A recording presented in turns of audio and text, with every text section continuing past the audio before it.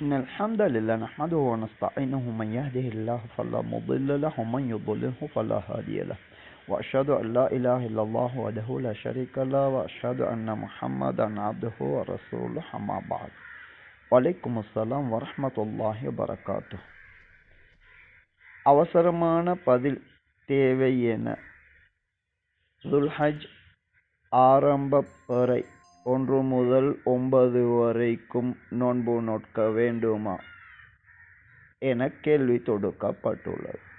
துல்ஹஜ் ஆரம்ப நாட்கள் கடந்து விட்டதன் பிறகு இந்த கேள்வி தொடுக்கப்பட்டிருக்கிறது. துல்ஹஜ் மாதம் ஆரம்பிப்பதற்கு முன்னரே இது பற்றி கேட்டிருக்க வேண்டும். எப்படியோ அடுத்த வருடங்களிலாவது அமல் செய்வதற்கு இது வழிகாட்டுதலாக இருக்கட்டும். நபி அலைஹி ஸலாத்து வஸ்ஸலாம் அவர்களை விட சிறந்த ஒரு முஸ்லிமாக எவராலும் வாழ முடியாது. நபி அலைஹி ஸலாத்து வஸ்ஸலாம் அவர்கள் இந்த துல்ஹஜ் ஆரம்ப 10வது நாள் பெருநாள் நோன்பு பிடிக்க கூடாது என்பது அனைவருக்கும் தெரியும்.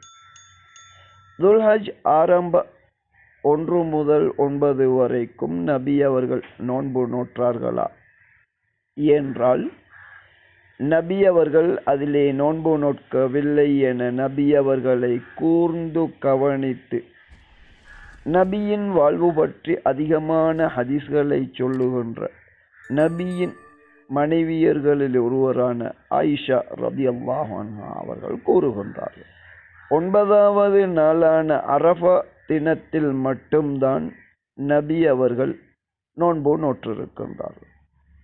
எனவே அல்லாஹ்வின் அருளால் அரஃபா மைதானத்தில் ஒன்று கூட வேண்டிய அதே போன்று நோன்பு நோட்க வேண்டிய நாளான இந்த துல்ஹஜ் பிறை 9 அதிலே நாம் நோன்பு நோற்ற நிலையிலே இருக்கின்றோம். எப்படியோ துல்ஹஜ் 9வது பிறையிலே முஸ்லிம்கள் நபியுடைய காலத்தில் நபியையும் நபி தோழர்களையும் போன்று ஒரு இமாமின் கீழ் ஒன்றுபட்ட சுவனம் செல்லும் கூட்டமாக வாழ வேண்டும்.